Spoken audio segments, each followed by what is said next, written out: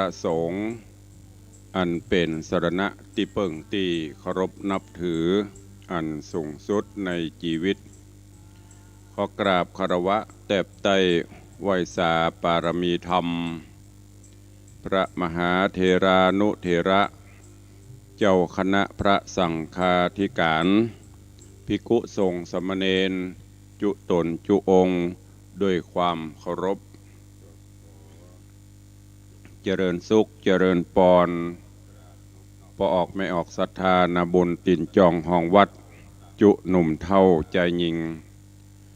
ก็ขอน้อมต้อนรับทุกท่านเข้าสู่รายการมรดกธรรมกำเมืองต่างสถานีวิทยุกระจายเสียงพระพุทธศาสนาแห่งชาติและสังคมคลื่นเพื่อการศึกษาพระพุทธศาสนาและวัฒนธรรมส่งสัญญาณกระจายเสียงจากสถานีวิทยุวัดฝ่ายหินตำบลสุเทพอำเภอเมืองเชียงใหม่จังหวัดเชียงใหม่ในระบบคลื่นความถี่ FM 104.50 เมกะเฮิรตซ์และสถานีในเครือข่ายอันประกอบไปด้วยสถานีวิทยุวัดหนองกายตำบลสันปะยางอำเภอแม่แตงจังหวัดเชียงใหม่ส่งสัญญาณกระจายเสียงในระบบคลื่นความถี่ FM 99.75 102.0 และ 89.25 เมกะเฮิรตซ์สถานีวิทยุบริการสาธารณะวิทยุ CM77 วิทยุอินเทอร์เน็ตล้านนาส่งสัญญาณกระจายเสียงในระบบคลื่นความถี่ FM 97.5 เมกะเฮิรตซ์สถานีวิทยุพระพุทธศาสนาจังหวัดเชียงรายส่งสัญญาณกระจายเสียงในระบบคลื่นความถี่ FM 99.50 เมกะเฮิรตซ์สถานีวิทยุคลื่นพระพุทธศาสนาและจริยธรรมวัดพระธาตุเจ้าดอยสุเทพส่งสัญญาณกระจายเสียงในระบบคลื่นความถี่ FM 96.0 เมกะเฮิรตซ์จราจรวิทยุชุมชนเสียงตามสายหอกระจายข่าวตามวัดตามวาตามหมู่บ้านต่างๆอาทิเช่นหอกระจายข่าวภายในวัดคันธารามตงอ้ออำเภอสันปะตองจังหวัดเชียงใหม่ตลอดจนเสียงภายในวัดที่วัดลอยเคราะห์ตำบลจังการก็ดีแต่แล้วก็มีแถมหลายๆวัดที่ครูบาอาจารย์ท่านเจ้าได้เปิดให้พระสงฆ์องค์เนนญาติโยมศรัทธาได้ฟังกันในเวลานี้รายการนี้ดำเนินโดยกล่าวกับผมอัตมภาพพระครูวิสิทธิ์ศรีลาภรณ์เจ้าคณะตำบลป่าแดด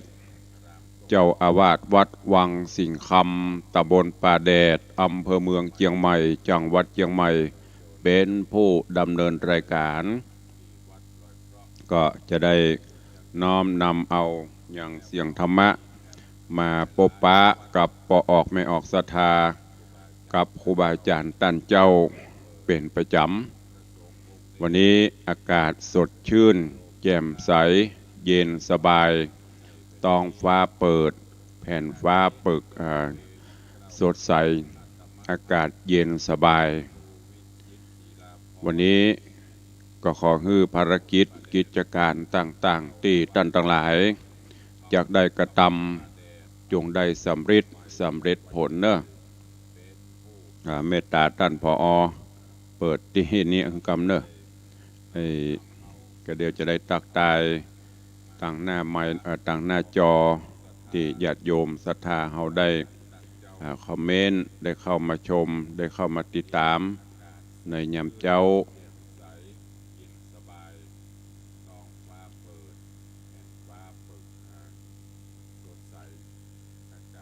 ก็ เจ้านี้กราบถวายการต้อนรับท่านเจ้าจันทร์พระครูสิริวชิโรภาส แห่งวัดประม่วงสันประฝ้ายอำเภอเมืองละปูนเนอะท่านเจ้าบอกนมัสเต นมัสเตเดี๋ยวไปอยู่ตังปูนล่ะเจียงตุงเจียง12ปัญหาพม่านมัสเตอาแฮมมาเจ้าก็ต้องขอสุมาโดยจะอาแฮมเจือพ่องอันหนึ่งก็คือแยม อันหนึ่งก็คืออากาศมันเคืองคอน้ำขิงก็ได้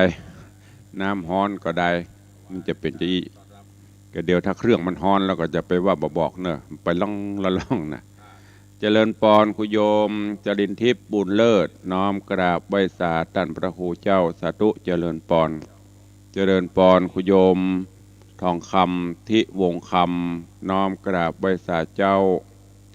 ฟังเพลงม่วนที่เจ้าก็พยายามเปิดทั้งม่วนแต่มันยังโดนตัดเนอะเพราะว่าเปิ้นมีลิขสิทธิ์บางเตื้อจังหันก็หูไปยุยเสียงเพลงมีเปิ้นจะบอกว่าเนื่องจากค้นพบเจอลิขสิทธิ์เปิ้นจะตัดเสียงนะมาเตื้อบางเตื้อก็เลยต้องเปิดเสียงสวดมนต์เอาแต่อยากจะให้ได้ฟังเสียงเพลงเก่าๆยามเจ้าม่วนๆนี่นะบางเตื้อมันเป็นลิขสิทธิ์เปิ้นจะตัดของเปิ้นคนเดียวเนอะเจ้าตุลุงเปิดกระหูมีเสียงนะ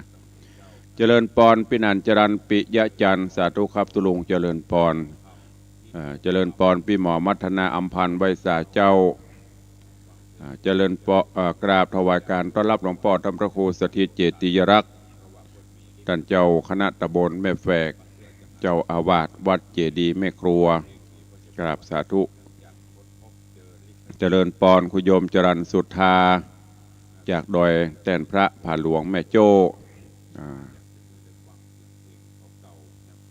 เพิ่นบอกว่า สาธุเจริญปอน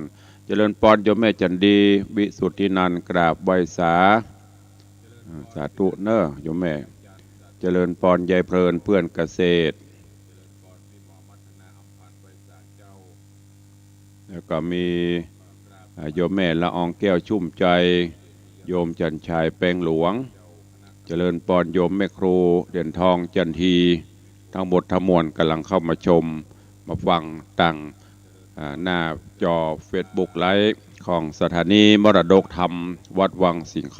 ำของ104ธรรมะใครเครียดได้ต่าง YouTube ท่านที่ฟังบัตันสามารถเข้าไปที่ YouTube ได้ก็จะมีทุกตอนเวลาฟังบัตันย้อนหลังได้ส่วนพี่น้องต่างสถานีวิทยุก็เดียวก็ได้รายการตามปกติจะได้อู้ได้จ่าได้ตักได้ตายกันก็อย่างที่ได้บอกไปเนอะ วันนี้อย่างสดเข้ามาเจ้าลืมขี้ ก็ขอให้ภารกิจต่างๆเนอะสำเร็จผลประกอบกิจการใดเดินทางไปแห่งหนตำบลใดก็ขอให้สำเร็จผลประสบความสำเร็จถึงจุดหมายปลายทางโดยสวัสดิภาพวันนี้ก็ทำงานกันตามปกติโอกาสบัดนี้ก็เข้าสู่หัวใจของรายการในการเตะไว้การฟังน้ำฟังธรรมกันเดี๋ยวก่อนเนาะได้รายการเฮาก้อยมาตักมาตายมาอู้มาจ่ากันแต่ว่าบ่ได้ตักได้ตายเพราะเวลาหมดแต่ว่านี่นำเอารายชื่อญาติโยม FC ครูบาอาจารย์ที่ได้ร่วมในการสร้างตานะปรมีมาประกาศอนุโมทนาคือเตปาอาหักเตบุตรเทวดาเปิดได้โมทนาสาธุแต่ว่าประกาศจนมดจนเสี่ยงห้องภายตกหล่นบ่ได้ยินก็ได้นำมาได้เมตตาบอกมาตัวเนอะซึ่งบางเตื้อมันนานาจิตต่างเนาะญาติโยมบางท่านก็ห้ามประกาศชื่อ บางท่านก็อีแม่หอมอย่างบ่ได้ยินชื่อเนี่ยมันอย่างที่บอกนานาจิตต่างจิตใจคนเฮามันเหมือนกันเพราะนั้นตุลุงก็พยายามที่ประกาศที่บนบือประกาศกับประกาศไปฮะนะเทบุตรเทวดาจะได้จดเอาลายหมายเอาชื่อส่วนที่มันตกหล่นไปก็เมตตาได้แจ้งเข้ามาตัวเอง หรือบางครั้งตุลุงประกาศบัตันได้ฟังเพราะว่าเขาจะสลับกันไปบางเตื้อวันประกาศบ่ได้ฟังประกาศไปแห่งวันจื้ออีแม่ยังมีอีกก็มีก็ต้องขอสู่มาอภัยตัวเองของภัยตกจะได้ก็เมตตาได้แจ้งมาเนอะเพื่อให้สมดังความมุ่งมั่นปรารถนาหลักฐานทุกอย่างก็จะต้องจดไว้เป็นหลักเป็นฐานบ่ให้มันได้สูญหายไปวันนี้มาฟังกันต่อในเรื่องของหูกฟ้าแมงคันตะวานิเตศมาถึงผูกต้นที่12เกือบจะจบผูก12ละวันนี้ถ้าเวลามีก็จะลวดขึ้นผูกที่13แล้วก็14ก็อวสานเนาะตะวานี้เรื่องราวของหูกฟ้าแมงคานมาถึงยังที่ตอนที่ตังป่อพญาตะไหรพรหมพร้อมก็ด้วยเหล่าเสนาอมาตย์ข้าทาสบริพารก็ได้โยกเมืองตะไหรพรหมฮือกับโพธิสัตว์เจ้าหูกฟ้าแมงคานและก็พรหมจารีได้มาปกครองเพราะเป็นผู้มีบุญญาธิการใหญ่บุญญาธิการนักสามารถตีสยองซานเหาะเหินขึ้นมาถึงบนเมืองพรหมก็นับว่ามหาบดีบ่มีไผป่อพญาก็ยกบ้านยกเมืองฮื้อตลอดจนจัดพิธีต่างๆฮื้อถึงรวมกับตังรามะอันเป็นเปื้อนสนิทกู้ชีวิตได้อยู่ที่เมืองตะไหลพรหมมาพอควรแก่กาลเวลาต่างโพธิสัตว์เจ้าหูกฟ้าก็ดีต่างพรหมจารีตลอดจนรามะก็กึดตึงหาอย่างปิตามันดาพ่อแม่ซึ่งอยู่ทางหลังก็อาจจะโศกาอาลัยโศกทุกข์หาเพราะว่าพ่อแม่นี่เป็นพระพรหมของลูกเป็นพรหมที่ให้ชีวิตคือกู้สิ่งกู้อย่างกับลูกแม้กระทั่งหูว่าลูกมาปฏิสนธิมาเกิดมาสู่ในท้อง พ่อแม่ก็จะดีอกดีใจฟูมฟักทนุถนอมต้องพอลูกเกิดออกมาก็จะช่วยกันดูแลเอาใจใส่หินบ่ฮือไตให้บ่ฮือตอมเหลือบยุงให้เหือดยังมาคบมาอย่างพ่อแม่ก็จะดูแลกลางค่ำกลางคืนก็คอยขจัดปัดเป่าให้ลูกได้อยู่สุขสำราญรับสบายเลี้ยงใหญ่มาส่งเสียฮือห่ำเพียรศึกษาศิลปะวิทยาการต่างๆพร่ำสอนให้ลูกเป็นคนดีถึงเวลาก็มอบทรัพย์สมบัติฮือเนี่ยโดยน้ำจิตน้ำใจของพ่อของแม่เมื่อเป็นเช่นนี้โพธิสัตว์เจ้าก็มาหวนกึดฮอดกึดตึงหาโอ้ถึงสองอยู่เมืองมนุษย์จะกึดฮอดกึดตึงจะโศกจะเศร้าปันใดบ่ฮู้ตลอดจนต่างป่อเสียถีแม่เสียถีแม่พ่อแม่ของต่างพรหมจารีก็ดีพ่อแม่ของรามะก็ตามกึดได้จะอีก็นอนไปก็โอ้กึดถึงพ่อถึงแม่น้ำตาไหลเกิดความทุกข์เวทนาก็บอกคือตึงรามะบอกคือตึงพรหมจารีแต่ว่าได้เทศนามาถึงที่นี้จบลงวันนี้ก็ฟังกันต่อว่าเปิ้นจะเนี่ยจะใดกึดฮอดกึดตึงหาบ้านหาจองกึดตึงหาพ่อหาแม่ซ้ำก็อยู่กันคนละเมืองคนละโลกจะเนี่ยจะใดก็เชิญทุกท่านติดตามรับฟังพระธรรมเทศนาปืนเมืองเหนือเรื่องหูกฟ้าแมงคานในตอนที่ในผูกที่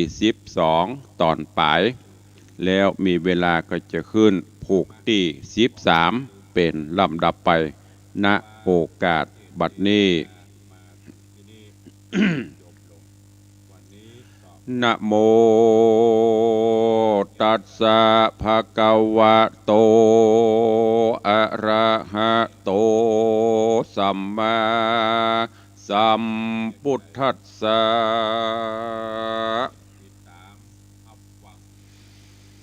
สาธุโบฟังลาโสตุจนะสัพพุริสะตังหลายตั้งยิงและใจหนุ่มเทาตีได้ปาการเล่าติดตามทอมทาดาฟังยังรัศธรรมเทศนาหูกฟ้าแมงคันลำดับการมาแถมแล้วเลอเจ้าขอเจิญพี่น้องศรัทธาต่างหลายหนุ่มเทาจูงตั้งจิตใจเราทอมท่าและดาฟังต่อไปไปนานี้และนาอัฏฐากาเลในกาละนั้นอันว่าคัตติยะตังสามก็มีความหันตัดแม่นเป็นมั่นแก่นสัจจังว่าเฮากวนนาตังลาบากวนเฮาตั้งสามเมื่อไวอำลาพระบาทไทยตะไรพรหมพ่อเจ้าปิกไว้เล่าคืนเมื่อเมืองหาสรีบุญเรืองพ่อและแม่เป็นเจ้าบอดีบอกวันดีละไว้ฮือตานใดโศกเศร้ากองหาเพราะว่าพ่อแม่นั้นนามีกุลอันมากโบราณอาจารย์เจ้าหากกล่าวไว้ปุกัลละผู้ใดได้ช่วยอุดหนุนบ่เนรกุลพ่อและแม่เจ้าฮิหาอันใดนั้นเล่าก็มังมูลตุนเต้าบ่ได้วิขาดในภาวะชาตินี้บ่ได้อับโจรเป็นอุตตมะมงคลลำเลิศตายเกิดบ่ได้ไปสู่อบายสมบัติเมืองคนก็มีหลวงลายไหลหลังเงินล้านจังคำแสนบอกเครื่องไม่มาดไม่อยู่ตั้งได้สร้างบุญกุศลอันจักนำตนเฮือใดปานรอดเวียงแก้วยอดเนรปานเพราะเหตุว่าบุญสมปานพ่อแม่ช่วยกรรมเฮือใดเถิงกำฝั่งป่าละเมีญาณกันวัดตันตั้งสามเจียนจ๋าตกลงกันแล้วก็เอากันเมื่อไวพระพันเพวตะไรพรมยอพระโนมน้อมกราบสิโรราบวันตาว่าปิตามหากาละคาแด่พ่อแม่เป็นเจ้าบาดีผู้ขาลูกเต่าตั้งสามมาขออำลาพระตนงามพ่อแม่ปิกคืนแก่มนุษย์โลกโลกาเมื่ออยู่กับปิตามันดาเจ้าขอพระเจ้าเงาจอมธรรมจงจักมีกรรมอินดูคุณแน่ยังฝูงผู้ฆ่าอันเป็นลูกเต่าผายโพดเกลาอนุญาตปงวางเตอะว่าอันหันแลพรหมเทโวปิสวรรวาเต้าตะไลพรหมพ่อเจ้าได้ยินยังกรรมลูกเต่ามาทูลขอปิกปอกแน่คืนสู่จักเมื่ออยู่กับพ่อแม่เจ้ามนุษย์โลกเหล่าดีลีตั้งพระผู้มีแมงคานได้ทูลสารขับไว้พันนาย่อย่างกุลพ่อแม่ไทยอันใดกล่าวแล้วแต่ไปหลังนั้นใส่พระตันไทยเตวาก็ฮือสาธุการว่า สาธุสาธุอนุโมตามิดังนิวาปิตาปุตตะกาดุราปิญญาปุตตาเฮยลูกตาเอาอันว่าพ่อแม่เจ้ามีกุลอนันตาบ่อาจจากสั่งบ่อาจจักหาสั่งมาเปรียบใดเพราะด้านไทยตั้งสองขาห้ามปุตติปุตตาบ่ฮือได้กระทำป่าปะกรรมหยาบจ้าลามกะดังมวลสั่งสอนฮือตั้งตนอยู่ในกุลธรรมอันดีงามผ่องแผ้วอันเป็นเหตุฮือได้เป็นลูกแก้วดวงแสงเป็นที่เคารพยำแยงของคนต่างหลายเตี้ยงเต่าฮือลูกเต่าได้ศึกษาศิลปวิชาอันเป็นปัจจัยสามารถอาจฮือตั้งเนื้อตั้งตนฮือเป็นคนมีลักแหล่งใดเลือกหาผู้ที่สมควรใช้มาเป็นสามิกาภริญาสละเข้าของสมบัติแก่ปุตตาน้อยกาละเหล่าอันกวนเป็นอุปธรรมตนลูกเต่าหือมีฐานะมั่นคงเตียงเต้าบ่มีทุกโศกเศร้าเยืองใดลูกฮักตั้งสามเป็นผู้มีน้ำใจ เกิดเถิงนับถือคบยำป่อแม่เจ้าป้อนี่เต้าโมตนาสาธุการอันน้ำใจป้อนี้บ่อยากฮื้อไปสู่สถานที่ต่างใดเหล่าใครเหือลูกเต้าอยู่กับป้อนี่จากเสียงโจรเสียงตี้อายุขายบัดนี้ป้ออนุญาตเฮอตามใจลูกเต่าจากปิกปอกเต่าสู่มนุษย์โลกา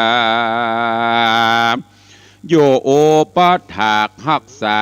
ป้อแม่ตั้งสองเจ้าเฮอลูกเต่ามีโจกกวังหลังไหลมาดังกงกา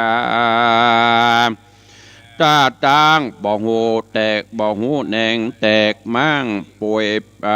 พ่วยเปปังว่าอันก็มีหันแลนาภิกขเวทโดราภิกขุตั้งลา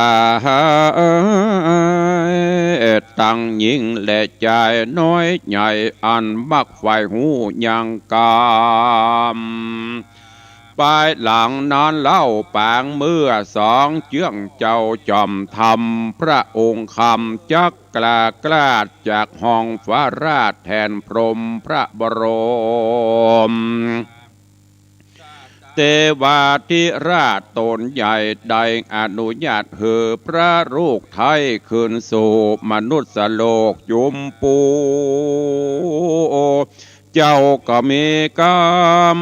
เอ็นดูบ่แล้วพระเกศแก้วว่าพระเกศแทนพรหมมีพระบรมองค์การใส่กล้าวเฮยังหมู่อำมาตย์เศษนาวาพลโต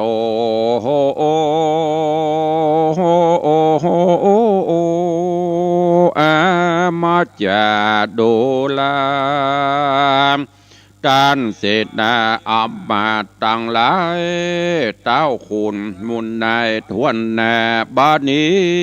ลูกพระเจ้าฟ้าแมงคาน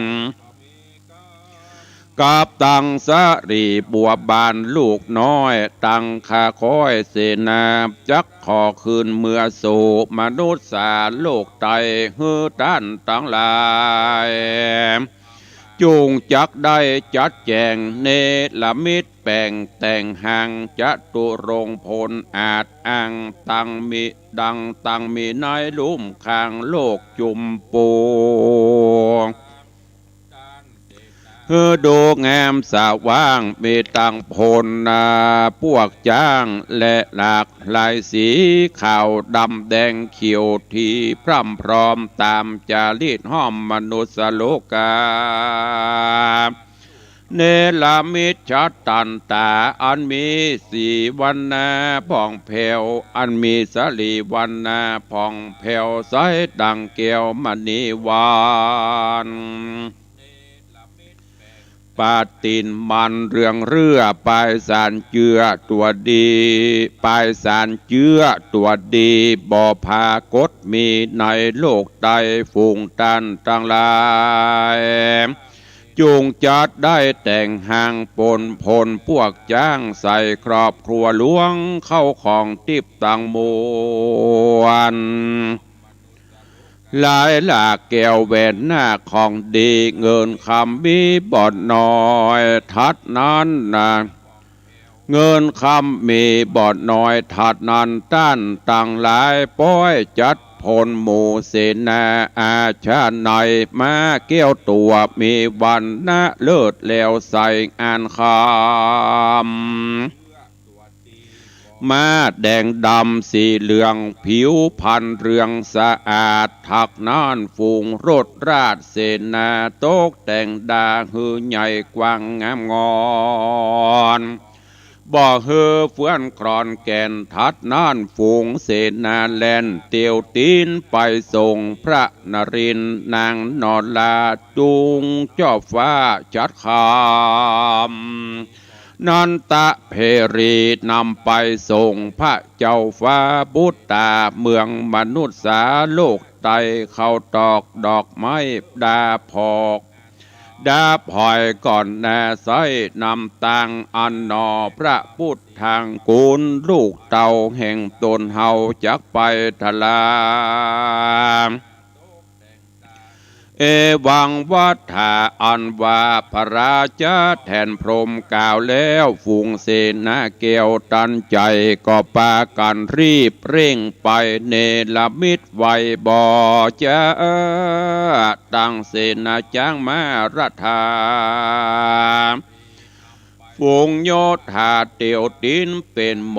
จัดเฮออยู่เป็นสายเต้าขุนมุนนายเป็นทันแต่งเป็นด้านไผ่บันฝูงเตวันยักษนากราชฝูงจุมญาติเจ้าแทนพรหมการว่ารวบรวมลิปนโยเตนาโยธาพร้อมเวลาไปไหวพระเกศเกี่ยวตะไลพรหมพระบรมราชาเทวราชเฮือใดจุประการก็มีแลนะมหาสโตปิฝ่ายว่าพระแมงขานตั้นเจ้ากับนางนอนเนาเตวีเสนาบดีเก้าเงากันว่าใดเลิกดีงามเตียงเต้าวันดีเป็นวันใจญะติทีญะสลาบจนะภาพยังคาเสกสัตโตจันติมาลาสีผ่องแผ่วย้ายเข้าสู่แล้วยังเลิกจื้อมหาใจอังการไปสู่เมตได้เลิกวิเศษตัวดีสุขเดวฤทธิตาจังพุทธนั่งตากันพัสสะปฏิพันธ์เข้าสู่เหาะเข้าสู่เข้ารวมหมู่ดาวไฟรุ่งเรืองไปโดยโสมาเคราะห์โยกจตุระโยกกำคุณคงณวังลงประเสริฐลูกนิเลิศลือไตร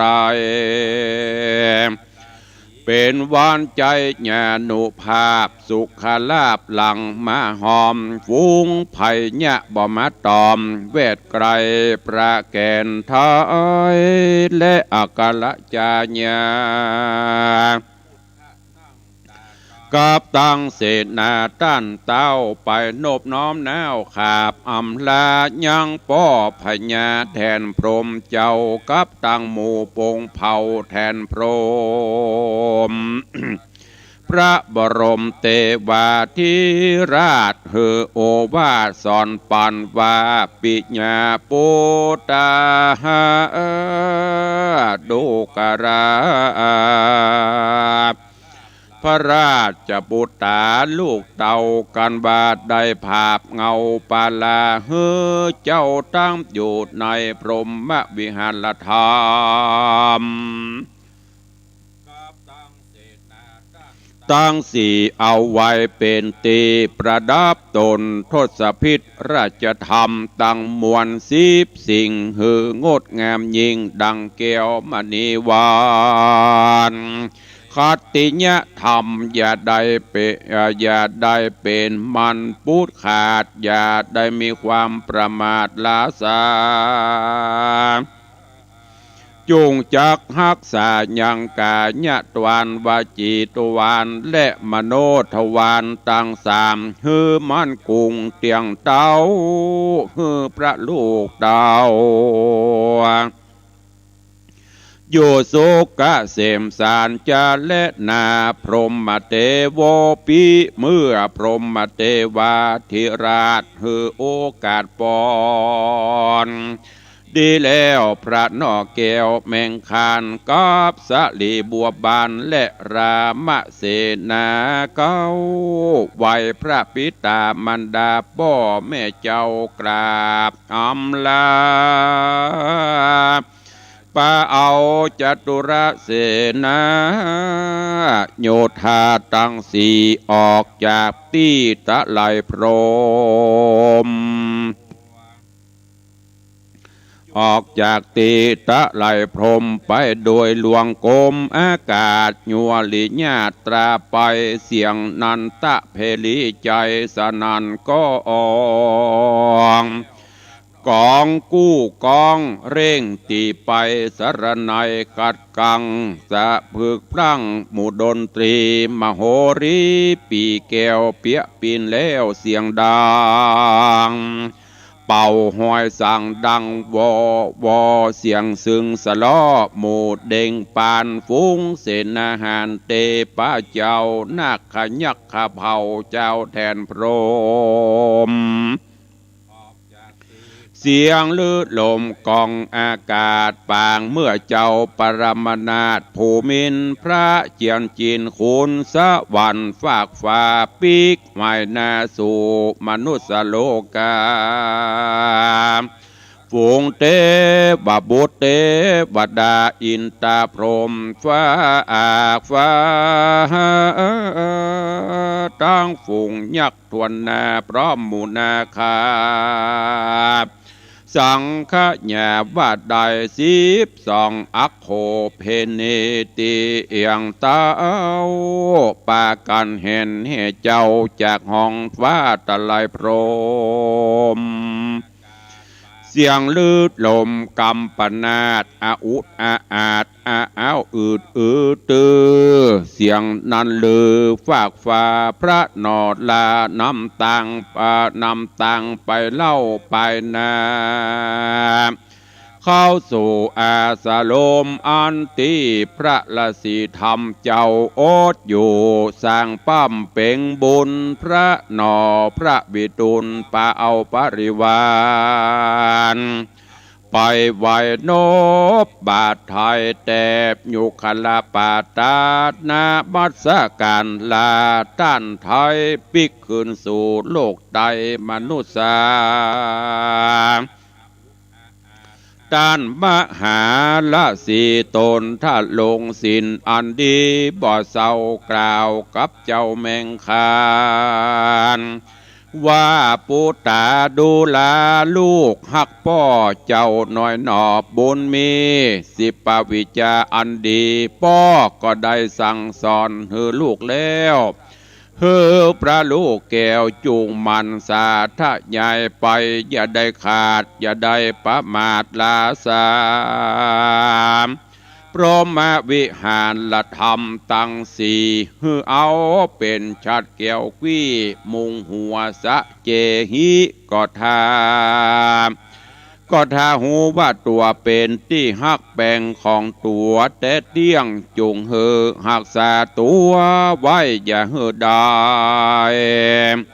บิดเบี่ยงเฟื่อไหวครอนจากน้ำธรรมคำสอนนักปราชญ์เจ้าหือหักษาตัวไว้เล่าหือเตียงเต้าอย่าสะลังสังกาก็มีแลนาเนติตังขีญาสังวันนาวิเศษจาห้องเหตุธรรมเทศนาหูกฟ้าแมงคันผูกทวนตี13ตอนที่1ก็บังโกมสมเด็จสเด็จจบไปแฮม1ตอนหูกฟ้าแมงคันลำดับการขึ้นสู่ยังผูกทวนที่13มาได้หน่อยหนึ่งก็เหลือเวลาแถมหน่อยขอโป่งวางไว้ก่อนว่ากันในวันต่อไปเรื่องราวหูกฟ้าแมงคานในตอนนี้ก็มาถึงยังโปธิสัตว์เจ้าหูกฟ้าแมงคานพร้อมกับตังพรหมจารีรามะได้เข้าไปกราบอำลาอย่างป่อพญาตะไหลพรหมพร้อมกับพรหมทั้งหลายเสนาอำมาตย์แห่งเมืองพรหมโดยมาหวนเกิดลำลึกถึงป่อบังเกิดเกล้าแม่บังเกิดเกล้าตีอยู่ยังเมืองมนุษย์โลกกลัวป่อกลัวแม่เกิดความทุกขเวทนาลำพันหาแล้วก็น้อมลำลึกถึงพระคุณอันยิ่งใหญ่ที่ป่อที่แม่มีไว้ฮื้อก็ไปลาป่อพญาตะไหลพรหมป่อพญาก็ฮู้ว่าการปัดการพรากจากผู้ที่อันเป็นที่ฮักผู้ที่กราบไหว้เคารพบูชาตลอดจนสาบซึ้งนึกถึงหัวอกผู้เป็นป่อเป็นแม่ว่าลูกได้กราดปัดพรากจากไปความห่วงหาอะไรมันเป็นจะได้เหมือนดังเฮาที่ได้ยินเสียงพรหมจารีตอนกำลังต่อหูกนะได้ยินเสียงหูกมันต่ำจิตต่ำใจจนกระทั่งได้ไปเอาลูกมาอยู่นะความคิดอันเนี้ยพ่อแม่ของเปิ้นก็จะคิดอย่างเฮาเมื่อเปิ้นมาลาก็อนุญาตโป่งปั่นแล้วก็สั่งให้ต่างเหล่าข้าทาสเจ้าบริพารเมืองพรหมโตกแต่งดาจางมาสิ่งของต่างๆตัวเพื่อที่จะส่งยังหูกฟ้าแมงคานพรหมจารีและเสนาก็คือลามะปิกยังมนุษย์โลกตอนนี้ขบวนที่เปิ้นจะปิกกำลังปากันไปสู่อาสลมปฤษีธรรมผู้ที่เคยประสิทธิ์ประสาทศิลปการวิชาความรู้ถ่ายทอดต่างๆให้มากราบปฤษีตอนนี้ปฤษีก็ได้ฮื้อศีลฮื้อปอนฮื้อลักธรรมแม้กระทั่งแต่ก่อนนั้นป่อพญาตะไหลพรหมก็มอบคำสั่งคำสอนว่าอยู่ที่ไหนก็คือมีศีลมีธรรมยิ่งเข้าไปเป็นเจ้าบ้านเจ้าเมืองต้องเพิ่มขึ้นก็คือทศพิธราชธรรมพรหมวิหารธรรมธรรมะต่างๆเหล่านี้เอาไปใช้เมตตากรุณามุทิตาอุเบกขาเนี่ยเป็นสิ่งสำคัญถึงจะเป็นพรหมสีหน้าพรหมวิหารธรรม4ก็เอาไปใช้เนอะอยู่ที่ไหนคือเปิ้นฮักเปิ้นใครคือมีเมตตาต่อกันพอยินดีต่อกันเนี่ยคือหลักธรรมในทางพระพุทธศาสนาเขาเนี่ยเมตตากรุณามุทิตาอุเบกขาถ้ามันจ่วยบ่ได้สอนบ่ได้ให้กับอุเบกขาเฉยคือนำไปใจเนอะโพธิสัตว์เจ้ากำลังไปเฝ้าเอาไปลาปฤษีก็แนะนำหลักศีลหลักธรรมข้อวัดปฏิบัติที่จะนำไปใช้ในการอยู่ร่วมกันในโลกมนุษย์เพื่อความสันติสุข เรื่องราวของหูกฟ้าแมงคานจักเป็นจะได้ก้อยติดตามฟังกันในตอนต่อไปเนอะตอนนี้ก็ขอโป่งวางไว้แต่เพียงเท่าอี้ก่อนโดยเวลาอันเหลือแถมน้อยหนึ่งก็จะได้ตักตายพี่น้องศรัทธาทางบ้านทางจองตีฟังอยู่ก็จะไม่ได้น้อยใจเนาะต่างหน้าเฟซหน้าจอก็ตักตายกันมาก่อนเข้ารายการแล้วก็สำหรับเปิดตันตีกำลังเข้ามาก็ยังมีหลายอยู่ก็ตะกี้ตึกตียมแม่ครูเหรียญทองจันทีตอนนี้ก็มียมปีนวลศิริหินเขียวกราบสาธุเจ้าเจริญปอนแล้วก็มีท่านเจ้าหลวงพ่อท่านพระครูโกมุตวิหารการท่านพระครูหลวงพ่อท่านพระครูโกมุตท่านเจ้าอาวาสวัดโกมุตพุทธรังสีกรุงเทพมหานครหลวงพ่อบอกว่าเสียงชัดเจนดีครับกราบขอบพระคุณหลวงพ่อเนอก็เปิดติดตามตลอดแล้วก็หลวงพ่อเปิ่นก็มีธรรมะเล็กๆน้อยๆเนอะญาติโยมลองเข้าไปเป็นถ้าเป็นซับต่างสื่อว่าเป็นเปื้อนแต่บัจเจไปเป็นซีโฮเป็นอย่างนั้นเปื้อนในที่นี้คือเปื้อนต่างในโซเชียลเครื่องมือสื่อสารถ้าเอาเป็นเปื้อนกันมันก็จะบหันเข้าไปที่พอพานแล้วก็ดอเด็กรอเรือจุดแล้วก็โกมุดสระโอกอไก่มอม้าสระอุทอทหารก็จะได้ไปหันหลวงพ่อเปิ้นวันหนึ่งหลายรอบอยู่เปิ้นว่างเปิ้นก็จะลิงก์สดๆคำมะแบบก้อมๆน้อยๆเนี่ยหวังง่ายเก็บไปคิดพิจารณาใจได้ก็กราบขอบพระคุณเนอะเดชพระคุณหลวงพ่อก็เป็นควรเป็นกำลังใจสนับสนุนซึ่งอาตมาภาพในฐานะก็เป็นน้องเป็นนุ่งเป็นลูกศิษย์ของท่านเคยร่วมงานกันมาไปกรุงเทพก็ไปเปิ่งปะปารมีก็จะมีอยู่2 วัดนะที่ไปในช่วงที่ไปกรุงเทพส่วนมากก็จะไปพักเปิ่งปารมีหลวงพ่อดำรงครูโกมุตวัดโกมุตพุทธรังสีซึ่งเป็นคนเหนือเขาเนี้ยอัตยาศัยน้ำใจต้อนรับขับสู้ได้ดีแถมที่หนึ่งกับวัดอมรคีรีหลวงพ่อท่านเจ้าคุณพระราชอย่างก็ดื่มชื่อไปแล้วพระเดชพระคุณก็อุปถัมภ์หลายวัดก็นี่กราบขอบพระคุณเนอะหลวงพ่อท่านพระครูโกมุตสิทธิการแล้วก็มีคุณโยมตู่โยมสุรัตน์เสาคำกับใบสาครับสาธุเจริญปอนอันนี้ติดตามตั้งหน้าเฟซหน้าจออยู่ในเวลานี้เนอะ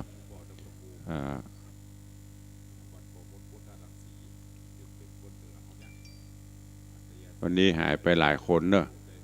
คอมเมนต์หลายคน ขอบคุณทุกท่านตัวเองก็ต้องขออนุโมทนากับสาธุชนญาติโยมเนอะดังที่ตุลุงบอกไปแต่ต้นตวาได้นำรายชื่อทั้งหมดทั้งมวลที่ร่วมกันสร้างห้องปลดทุกข์จะได้หมดทุกข์หมดโศกหมดโรคหมดภัยตามคติความเชื่อซึ่งจะได้สร้างห้องน้ำห้องสุขาที่วัดวังสิงคำตุลุงว่าห้องปลดทุกข์ห้องสุขาวดีซึ่งเขาจะแบ่งตึงมดตึงมวลกันตอนนี้ต่างสถาปนิกหรือช่างออกแบบของต่างเทศบาลตำบลประแดดเปิ้นได้เขียนแบบขีดอย่างมือตึงมดตึงมวลจะได้อยู่ประมาณ11 ห้อง11 ห้องแยกออกเป็นห้องน้ำไม่ยิง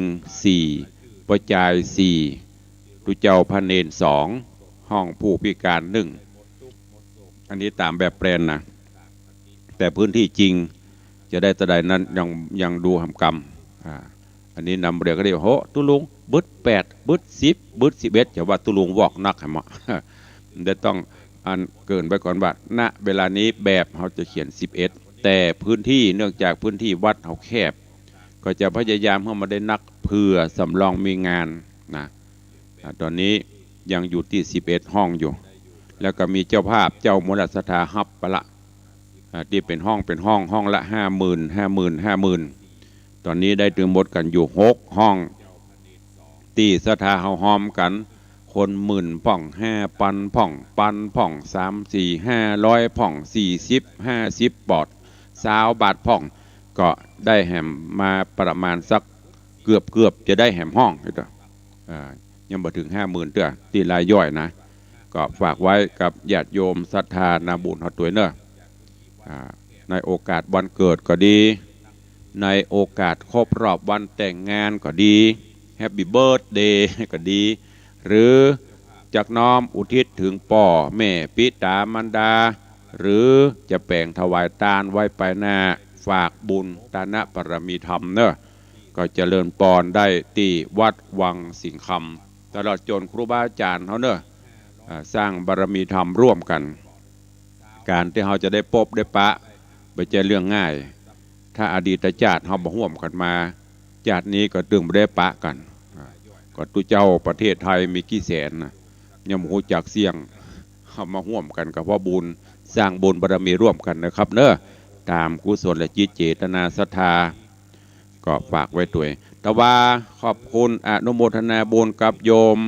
นางสาวแสงคำปัญญาทิพย์แม่เหลาเพิ่มพูนโยมนางสาวแสงคำหรือว่าโยมปี่แสงคำปัญญาทิพย์แจ้งความจำนงร่วมโมทนาบุญ300 บาทแม่เหลาเพิ่มพูน100 บาทแม่จันดีชัยเทพ200 บาทแม่สุนีเกอภัยปัญญาไปเกิดภัยเลยนะเกอภัย100 บาทอันนี้จากบ้านม่วงตนตำบลแม่หัวเงินอำเภอดอยสะเก็ดจังหวัดเชียงใหม่แล้วก็มีโยมพี่อ้ายประพันธ์ขยันร่วมกับพร้อมก็ด้วยครอบครัวภริยาลูกเต้าร่วมโอนปัจจัยเข้ามาร่วมทำบุญแถม2,000 บาทเนอะขอบคุณอนุโมทนาบุญตัวเองโดยเฉพาะกับโยมพี่อ้ายประพันธ์พร้อมครอบครัวภริยาลูกเต้าญาติพี่น้องบ้านประไพเนี่ยมาตลอดแต่หลังๆตั้งแต่พี่วิทย์พี่โควิดมานี่ก็จะห่างหายกันไปหน่อยแต่ใจบ่ห่างกัดตัวบ่ได้ยินข่าวเพิ่นก็ช่วยห่วมบุญมาขอบคุณด้วยเนอะแล้วก็มีโยมแม่อุดคิดชัยแต่ว่าแจ้งมาเท่าใดก็300กับว่า500ลืมไปละกำลังเงียบการแม่อุดแจ้งเข้ามาก็ขอบคุณทุกท่านตัวเอาละเนาะเวลาเหลือน้อยเดี๋ยวจะไม่ได้อู้กันยันตะวาเหมาะไผ่จะอู้จะจ่าตัวตุลุงเข้ามาได้เนอะหรือจะให้จะห้อมจะห่วมบุญกุศลตัวใต้รายการด้วยเวลาน้อยนิดเข้ามาได้0817836540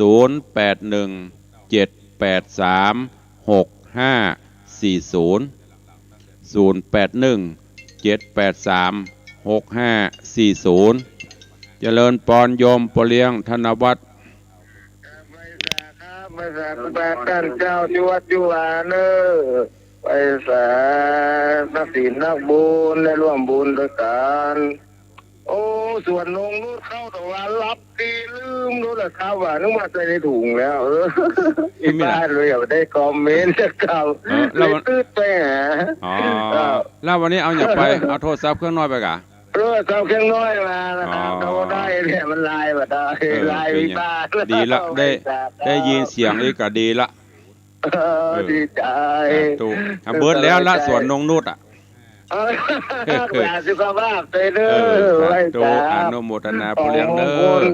ของมงคลเข้าบ้านรับดีถึงแม่จ๋าโทรห้องดีละสาธุเด้ออนุโมทนาขอบคุณกยมปเลี้ยงธนวัฒน์ซึ่งก็นี้กำลังปรับปรุงบนห้องวิมานก็คือบ้านที่อยู่ที่อาศัยเป็นรีโนเวทสร้างปรับปรุงบ้านก็ได้ไปช่วย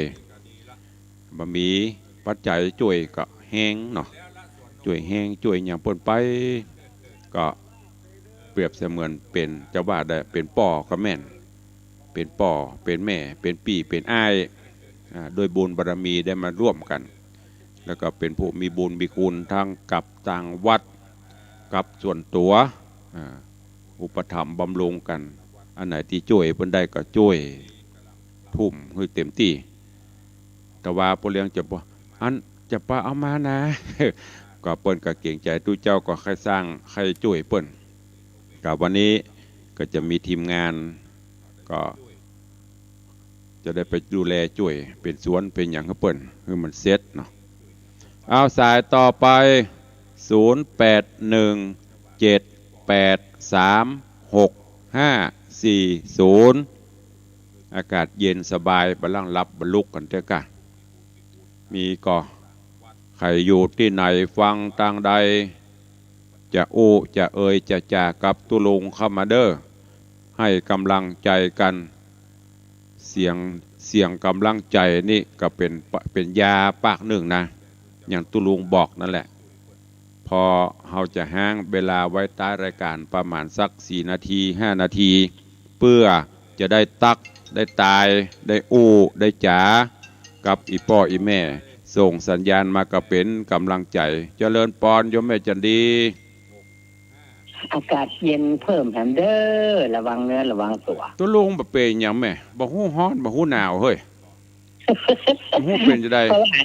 แข็งแรงสมบูรณ์นี่ล่ะว่าหนาวสั่นก๊อบๆเฮาเป็นขี้เหาะเป็นยะหุบ่หุมยิ่งนักยิ่งหนาวยิ่งม่วนอันไหนหมออากาศเย็นๆอย่าไปแอวเมืองนอกน่ะขึ้นเขาที่ลิดที่แลดพวกเขาหิมะพวกปะเต้าเปิ้นใส่ลูกกระปุกเฮาตุ้มผ้าผืนเดียวนั่นน่ะลอดเข้าอุโมงค์หิมะเป็นยังเฮ้ยมนุษย์เล็กอะฮะใช่ใหญ่สภาพร่างกายแข็งแรงช่วงนี้ยังแควนหน่อยไขมันเยอะตุ้ยว่ะเขา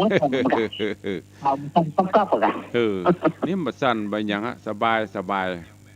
เจ้าอีละนี่ไปทางใดกะวันนี้ไปทางใดเจ้าวันนี้เลิกงามยามดีวันนี้จะได้อัญเชิญป่อเสวัตย้ายที่ฐานเดิมไปลานหน้าข้างพระธาตุเจ้าเจดีย์ใส่ล้อก้อยช่วยกันแฮม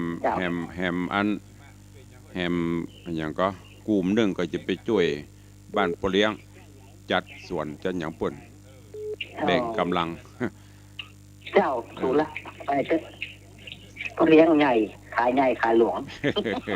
ช่วยป่นอีดูกันสร้างกันไปเป็นกำลังใจ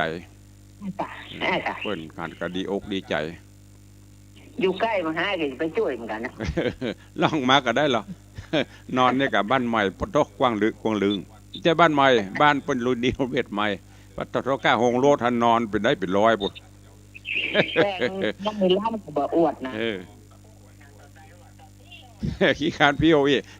เป็นยังอันแม่นางมาได้ไปไหนเพี้ยว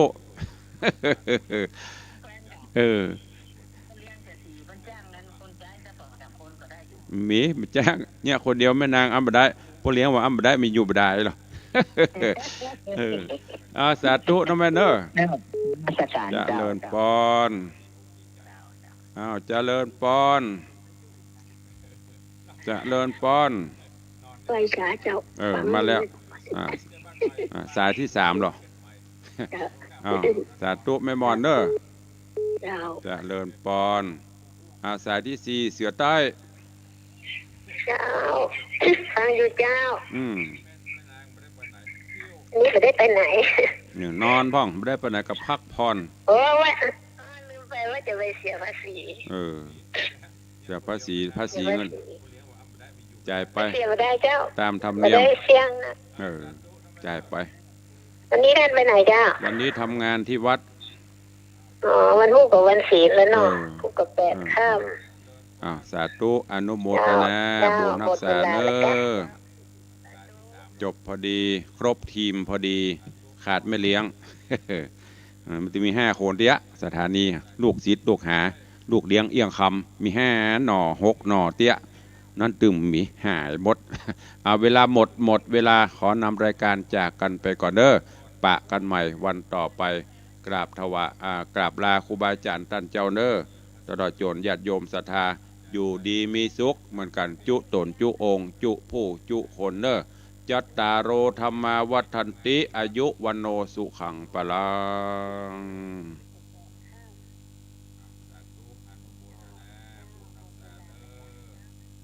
ลำน้ำ